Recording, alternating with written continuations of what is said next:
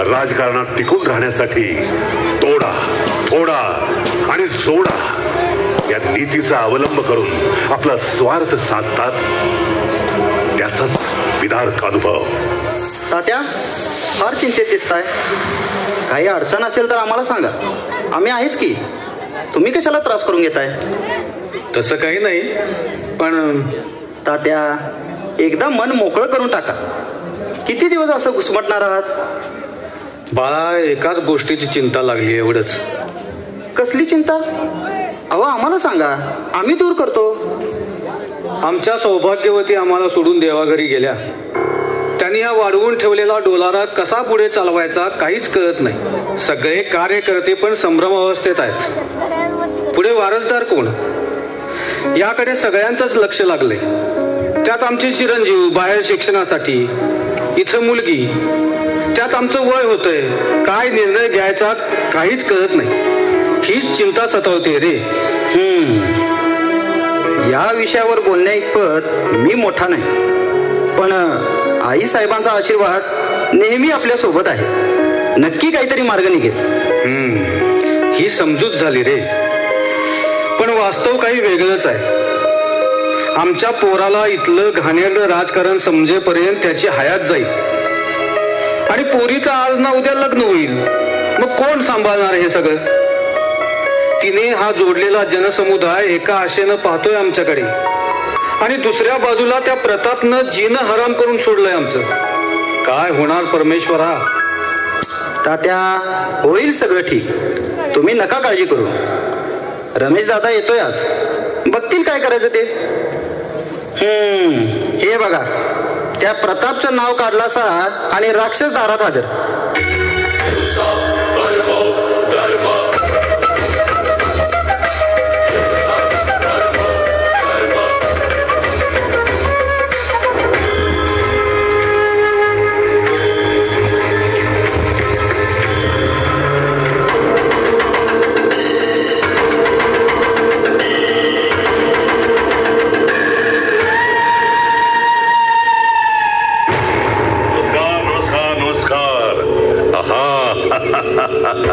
हमारा नाम लिया?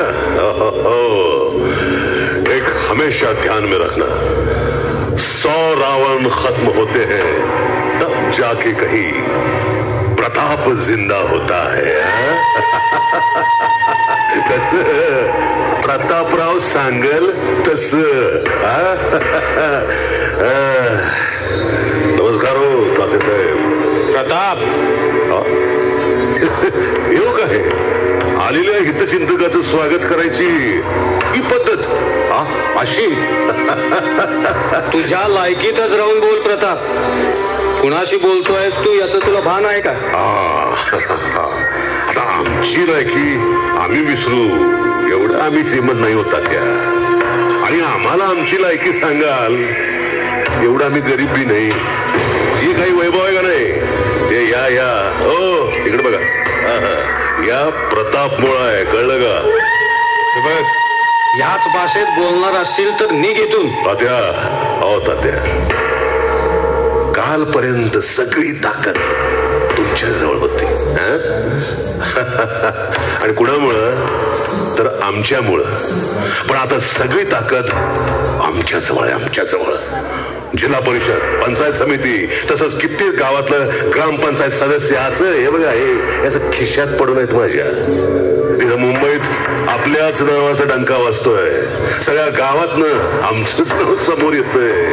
अरे कार्यकर्त्यांनी तर उंबरं झिजवायला सुरुवात मी करून टाकली. मग काय म्हणणं आहे तुझं? नीट स्पष्ट बोल.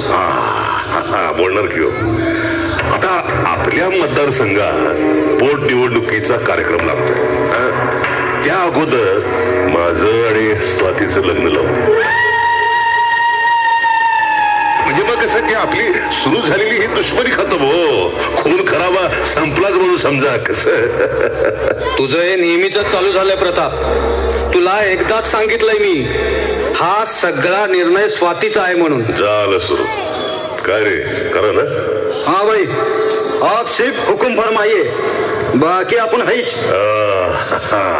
या खून खराब्यातून तुमचीच माणसं मारली जाणार आहेत तात्या. आणि तुम्हाला चांगलं माहिती आहे आमच्याकडं ह्या बघताय का नाही, या असल्या लोखंडाची रीकच्या रीकच आहे.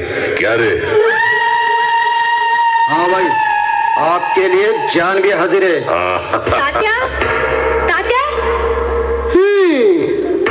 गाड्यांचा आवाज ऐकून वाटलं होतच मला इथं बिन तिकिटाचा पिक्चर बघायला मिळणार आहे ते. आणि इथे तर काय चांडाळांचा बादशाह चालाय म्हणायचा. तात्या, याला आत कुणी येऊ दिलं? हाकलून काढा बाहेर आधी. अगं रोखू तर कोणच शकत नाही आपल्याला. बघ, एक वेळ महापूर येईल आणि जाईल, वणवा पेटेल आणि झेलही, पण या प्रतापशी पंगा म्हणजे सगळ्या भागात दंगा. कस प्रतापराव सांगल तस. बाकी काळजी गाड्यांची जाय ना. अगं त्या तर तुझ्याच आहेत की. नालायकपणात तर PhD झालेली दिसते तुझी. या काय बी म्हणा बरं का, म्हणजे या असल्या नखऱ्यावरच जीव चढलाय आमचा.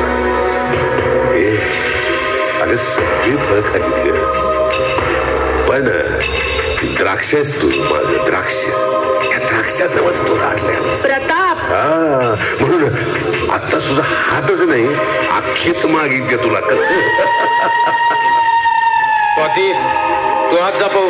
तात्या तात्या, मी ह्याच्याशी लग्न करून माझं आयुष्य बर्बाद करणार नाही, सांगून ठेवा त्याला. पाहतो मी काय करायचं. तू हात जा आधी. अहो बोलू दे की, जरा बोलू दे तिला. आमची बायको आहे ती होणारी. एवढा हक्क आहे ना हो तिचा आमच्यावर. प्रताप, तू पायरी उतरतोयस तुझी. असं नाही. आता मी काय सांगतो ते ऐकायचं. हे बघा, उचलून पण घेऊन जाऊ शकतो तिला, पण तुमच्या इज्जतीला आम्ही आमची इज्जत समजलंय. त्यामुळे आमची इज्जत कशी राखायची तेवढंच बघायचं तुम्ही. कळलं काय? चला रे.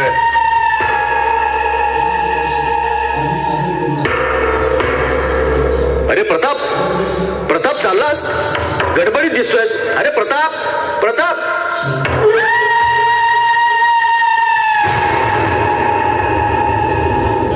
रमेश, किती दिवसांची सुट्टी आहे म्हणायचं? तात्या, आता कायमचीच सुट्टी घेतली आम्ही. काही समजलं नाही. काय विचार आहे तुझा? तात्या, आता पास झालं शिक्षण, आणि महत्वाचं म्हणजे तिकडं मन पण लागत नाही आमचं. आता सगळा वेळ इथं राहून जनसेवा करायची म्हणतोय मी. तात्या, सांगितलं होतं ना काहीतरी मार्ग निघेल म्हणून.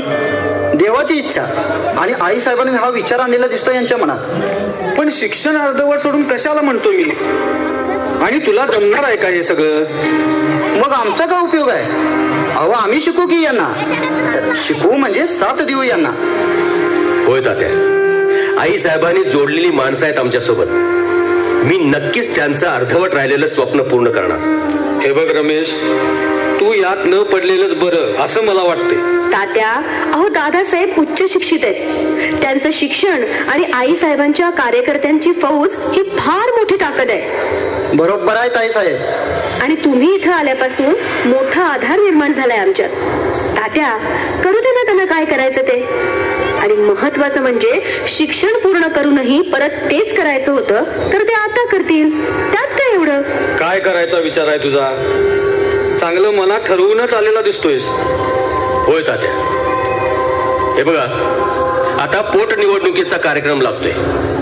आमच्या आई साहेब या मतदारसंघाच्या आमदार होत्या, आणि त्यांचाच वारसा पुढे चालू ठेवण्यासाठी या वेळची आमदारकी आम्ही लढवण्याचा निर्णय घेतलेला आहे. दादा, अगदी आमच्या काळजातलं बोललात. तुम्ही नुसतं सांगायचं, काय करायला लागतंय ते आमचं आम्ही करू.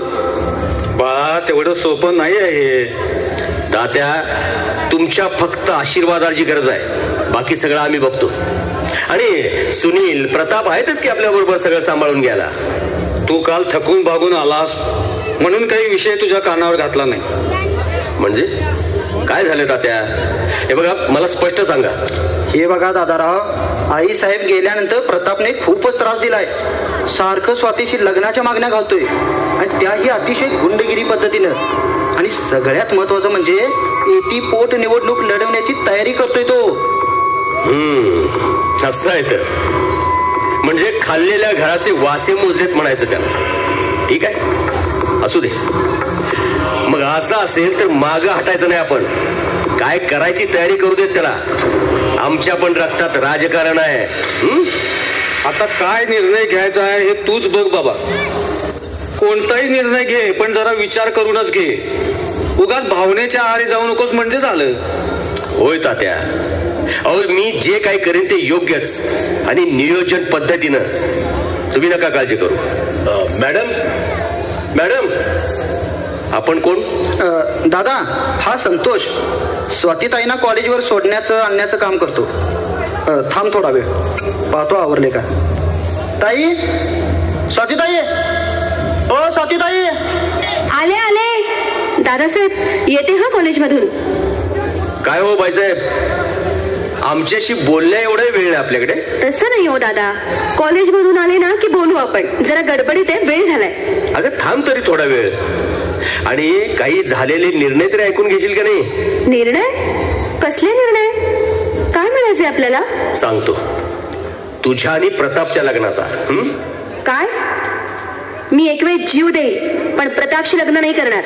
आणि बरेच दिवस झालं सांगायचं म्हणतेय पण मुहूर्तच नाही मिळाला. आज विषय निघालाच आहे म्हणून सांगते. मी प्रेम करते एका मुलावर. असं?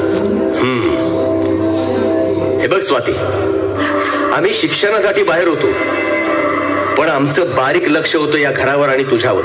आम्हाला याची कल्पना अगोदरच मिळाली होती. तो मुलगा दुसरा तिसरा कोणी नसून हा संतोषच आहे. बरोबर ना? काय रे? हो, पण ऐका तरी एकदा. बस काय करतो हा? तर वसुल्या, प्रोटेक्शन मनी, मारामाऱ्या, मर्डर हे असले एकापेक्षा एक उद्योग आहे त्याचे. मग काय करणार? त्या प्रतापच्या भीतीनं कुणीही साधा बोलण्याचा सुद्धा प्रयत्न करत नाही माझ्या बरोबर. एकही मित्रमैत्रीण नाही मला. त्यात ह्याच्यासोबत थोडा वेळ जातो. नाहीतर जिणं हलाखीचं करून सोडलंय त्या प्रतापनं माझं. दादासाहेब, मीही खरं प्रेम करतो तिच्यावर. आम्ही यापूर्वी लग्नही करणार होतो पण आपल्या घराण्याची एवढी मोठी प्रतिष्ठा आहे ती धुळीला मिळेल म्हणून तसा निर्णय नाही घेतला. मीही सगळं सोडून दिलंय आणि सामान्य जीवन जगतोय. हो दादा, खरंच चांगला आहे संतोष आणि माझंही खूप प्रेम आहे त्याच्यावर. दादा, मी लग्न केलं ना तर ते संतोष बरोबरच करेल. बस एवढंच ऐकायचं होतं तुझ्याकडून. हे बघ स्वाती, सगळं माहिती आहे मला. त्यासाठीच हा लग्नाचा विषय काढला मी मुद्दाम. तुमच्या लग्नाला नकार नाहीये माझा. खरंच दादा? हो, पण संतोष तुलाही माझं एक काम करावं लागेल. दादासाहेब, तुमच्यासाठी जीव द्यायलाही तयार आहे. आयुष्यात पहिल्यांदाच कुणीतरी एवढा विश्वास ठेवलाय माझ्यावर. तुम्ही नुसता हुकूम करायचा आणि आम्ही तो खांद्यावर घ्यायचा. बोला दादा, काय करायचं मी? हे बघ संतोष, तू म्हणतोय तसं सोजवळ होऊन राहिलास तर हे जग तुला बदनाम करेल. आणि जर बदनामच राहिलास तर जग तुला सलाम करेल. म्हणजे काय म्हणायचं आहे आपल्याला? म्हणजे येत्या निवडणुकीत प्रताप सारखा मातब्बर आमच्या समोर उभा राहण्याची स्वप्न बघतोय आणि त्याला विरोध करण्यासाठी आम्हाला तुझी गरज लागेल. आम्ही तुझा वापर करतोय हे अजिबात समजू नकोस. एवढे इलेक्शन पार पडू दे, मग तुझं आणि स्वातीचं लग्न मीच लावून देतो. मग आमचा हात नेहमी तुझ्यासोबत असेल. शेवटी आमच्या काळजाचा तुकडा आहे तुझ्यासोबत. दादा, तुम्ही माझ्या सोबत आहे म्हटल्यावर 10 हत्तीचं बळ आहे माझ्या बरोबर. दादा, तुम्ही तयारी करा. प्रताप काय त्याचं घमेडच त्याला हरवेल आणि आम्ही काय आहोत हे काळच त्याला दाखवेल. शाबास, हीच अपेक्षा होती तुझ्याकडून. हा, पण जरा जपून. प्रताप हा मुरलेला राजकारणी आहे, लक्षात ठेव. दादा, तो किती पण मुरब्बी राजकारणी असू देत, जिंकणार तर आपणच. कारण मला जिंकण्याची हिंमत आणि लढण्याची धमक ही फक्त आणि फक्त आपल्यातच दिसते. तुझी धमक तर आमच्यापेक्षाही मोठी आहे. वाह, या संत्यानं कपाळावरील रेषेत कधीच भाग्य शोधलं नाही.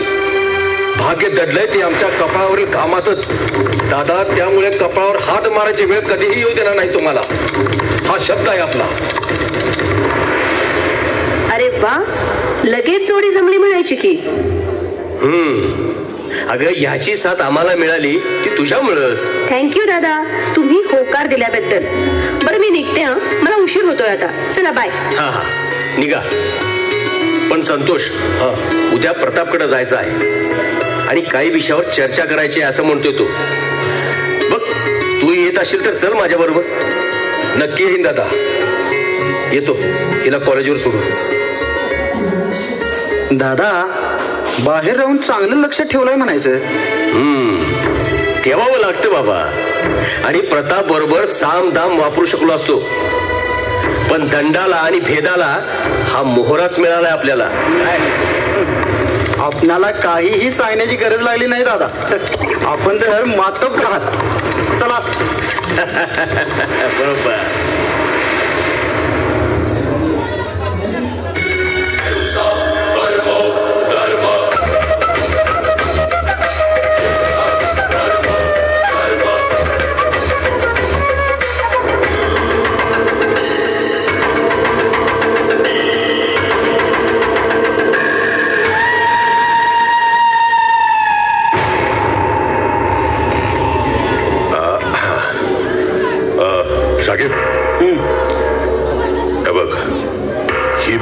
प्रदेशाध्यक्ष साहेबांपर्यंत पोचवायची.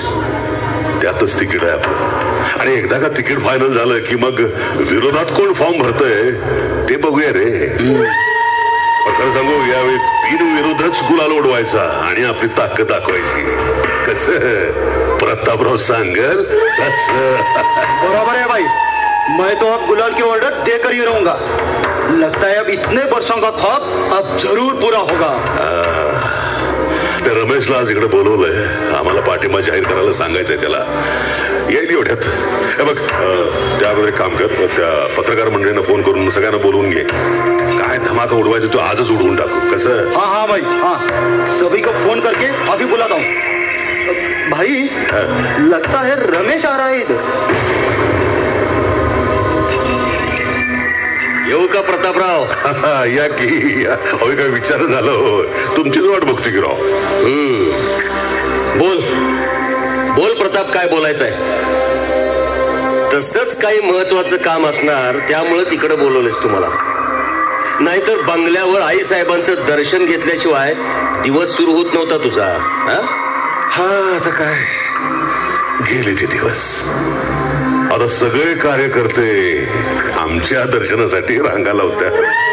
तेव्हा वारसदार म्हणून तुमच्या तोंडूनच शिक्कामोर्तब व्हावं एवढीच इच्छा आहे आमची. ते नाही व्हायचं. वारसदार हे रमेश दादाच आहेत आणि तेच राहतील. नको त्या गोष्टीत तोंड नाही घालायचं बरं का. आपली लायकी काय, कुठल्या विषयात बोलतोय याची जाणीव ठेवायची. कळलं का? कोणाची काय लायकी आहे हे मी पण सांगू शकतो. अजून गप्प आहे. होय काय? कारण मला फक्त इज्जत द्यायला जमतं, कुणाची इज्जत काढायला नाही. सध्या थांबा प्रताप. कुणाचा फुकटचा सल्ला नकोय मला. खूप कमी वयात भरपूर अनुभव घेतलात आम्ही. आणि तू जे काय सांगणार आहेस ना, ते आपल्याला जमणार नाही. अरे, आमच्या छावणीत मोठा झालास आणि आमच्याच पाठीत खंजीर खुपसाला निघालास. हा, त्याचं काय रमेश? छावणी आमचीच होती आणि खंजीर पण आमचाच रे. हे बघ, आजवर जे काय केलं का नाही ते या पठ्ठ्याच्या जीवावर. आता एकच सांगतो, येत्या निवडणुकीचं तिकीट पण आम्हालाच मिळणार आहे. म्हणून सांगतोय रे, गप्प गुमान आमच्या सामील व्हा रे. वेळ आणि पैसा दोन्ही वाचतील तुमचे. आणि या निवडणुकीच्या खेळी खेळायला अजून बारकाईच रे तू. नेतृत्व करायला वय नाही लागत, फक्त स्वतःची जिद्द असली म्हणजे झालं. आणि दादा, तुम्ही या सगळ्यात उजवे आहात. आता माघार अजिबात घ्यायची नाही. अरे, 2 कवडीच्या गुंडांनी यात लक्ष घालायचं नाही म्हणून सांगितलं का नाही मगाशी? कळते का तुला? हे बघ, हा व्हाईट कॉलर वाल्यांचा प्रश्न आहे. हे तुझ्यासारख्या चिल्लर लोकांना नाही झेपायचं. ही असली प्रकरणं लई मोठी असतात रे. कधी आलास आणि कुठं गेलास पत्ता नाही लागायचा. कळलं का? अरे, तू पण आणि मी पण त्याच पंथातील आहे प्रताप. तोंड वर करून दुसऱ्यावर टीका करण्यापेक्षा आपण किती पाण्याचा हे बघ अगोदर. आणि राहिला प्रश्न कॉलरचा, तर मी सापडलोय आणि तू सापडणार नाहीस एवढाच आहे. तुझ्यासारखं वळचणीला मर्डर केलेलं नाहीत आम्ही. हे केलं का नाही, नाकावर टिचून ते सगळ्यांच्या समोर. अरे मानून तर एवढा दारार आहे आपला. त्यामुळं आमच्याशी टक्कर बिक्कर घ्यायची भानगडीत पडू नको. हे प्रताप नावाचं वादळ आहे, वादळ. आणि ह्या वादळ जर का अडकलास का नाही तर सपलाच म्हणून समजायचं. अरे मी कोण आहे, माझी ताकद काय हे आत्ताच ओळख. तुझ्यासारखी हे वावटळ अशी लई परतवल्यात आम्ही. रमेश दादा, जेवढं याला भ्याल तेवढं तुम्हाला आणखी भीती घालते. जराशी हिंमत करा. ही असली मोठेपणाची आवडणारी लोक आहेत की नाही, हे तुमच्या पायावर येऊन झुकतील. इमानदारीची तर दुनियाच राहिलेली नाही. कोणाला आम्ही इज्जत दिली तर ती आम्हाला कमजोर समजायला लागल्यात. एक गोष्ट नेहमी लक्षात ठेव प्रताप, आम्ही शांत असतोय, पण शांत दिसणाऱ्या राखेच्या खालीच विस्तव असतोय हे विसरू नकोस. असं नाही का रे, आता का शांत झालास?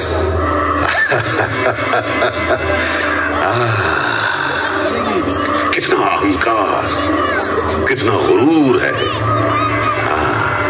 ये अच्छा नहीं होता इतना अहंकार.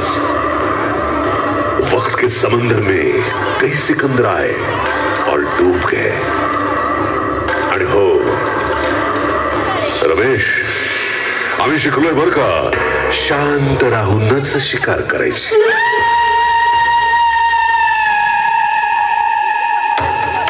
कारण दंगा करून वाघ पण शिकार नाही करत रे.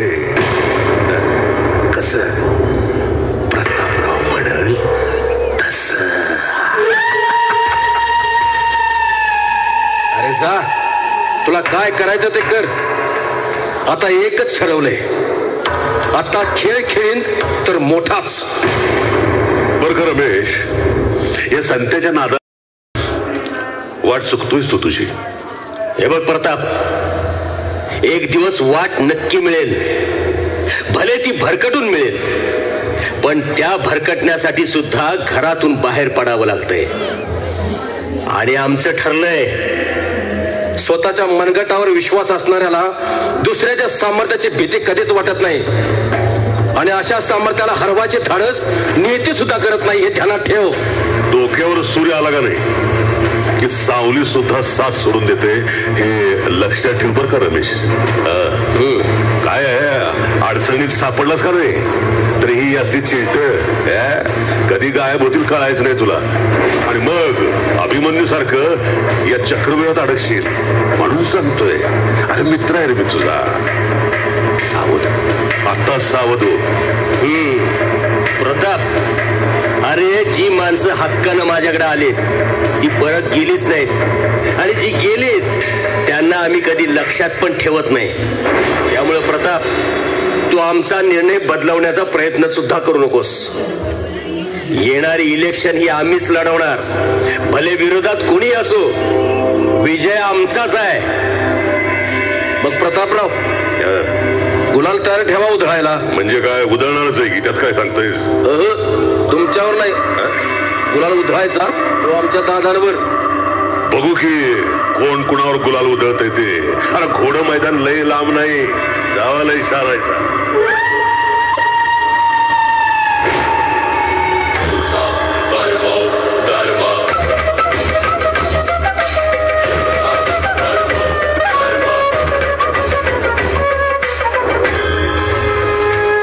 निवडणुकीचा कार्यक्रम लागतो. रमेश हा अपक्ष म्हणून प्रतापला सामोरा जातो. निवडणूक मोठ्या चुरशीची होते, पण यात संतोष मोठा गेम चेंजर बनतो. तो प्रतापचे सगळे डाव त्याच्यावरच पलटवतो आणि प्रतापचा या निवडणुकीमध्ये पराभव होतो. पण हा पराभव प्रतापच्या फारच जिव्हारी लागतो आणि काही दिवसांनी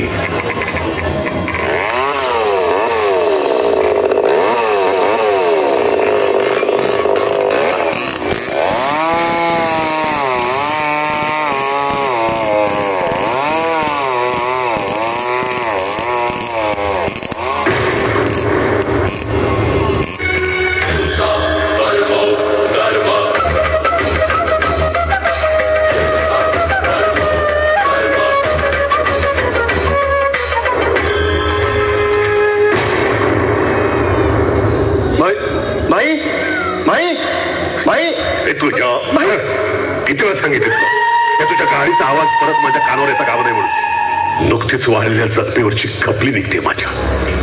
माफ करतो भाई, दोबारा ऐसी गलती नहीं होगी. हा पराभव चांगलाच जिवारी लागलाय आमच्या. हातात आलेला घास काढून घेतलाय साल्यानं. आणि नुसती आमदारकी जरी मिळाली असती तरी लाल दिवा आमच्याच गाडीवर लागला असता.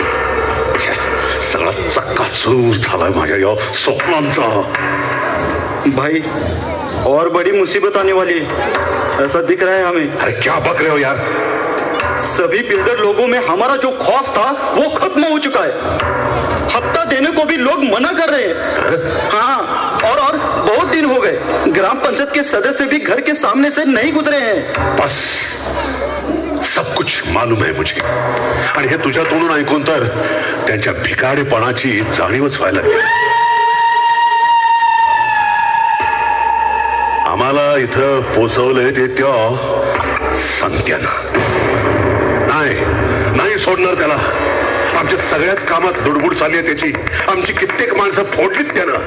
आमच्या सगळ्या धंद्यावरच कब्जा करायचा त्यावरच नाही त्यानं. बघूनच घेतो त्याला.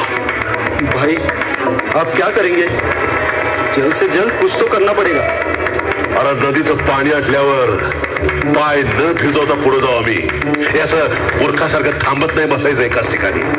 त्याच प्रवाहात उडी मारून नदी पार करायची असते. आणि आता वेळ आली आहे उडी मारायची. अरे मोर नसतोय म्हणून कावळ्यानं नाचून नाही रे चालत. कारण फजिती कावळ्याची होती रे. पण तू बघशील आता फजिती होणार आहे ती त्या संत्याची. अरे नाही त्याला आयुष्यात उठवला तर माझं पण नाव प्रताप नाही सांगणार मी. भाई आप चुप नहीं बैठोगे पता है हमें. लेकिन भाई कुछ भी करो भाई, लेकिन जल्दी करो.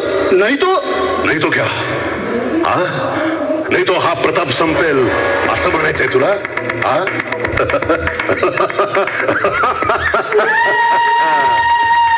अरे पुढं काय होणार आहे माहित नाही, पण एक विश्वास आहे या प्रतापचा. जे काही होणार आहे त्याची चर्चा मात्र जोरातच होणार. अरे हे जे साम्राज्य आम्ही उभं केलंय त्यासाठी कित्येक बुडद्यांच्या पायऱ्या रचल्यात आम्ही. पायऱ्या त्यात आता एक पायरी त्या संत्याची असणार आहे. भाई अपने सभी पंटर लोगों को खबर करता हूँ. बजा देता है गेम साले का. अबे चुप.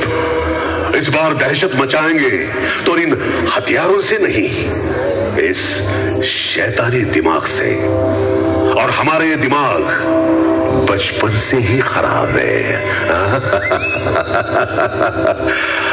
आता या डोक्यातनं असली एक एक हत्यार बाहेर काढतो की आडवू कोणतं आणि परतवू कोणतं हेच कळायचं नाही. प्रताप, अरे प्रताप नावाचं वादळ होतं, आहे आणि कायमच राहणार आहे. आणि हेच वादळ निघालंय त्या संत्याला संपवायला.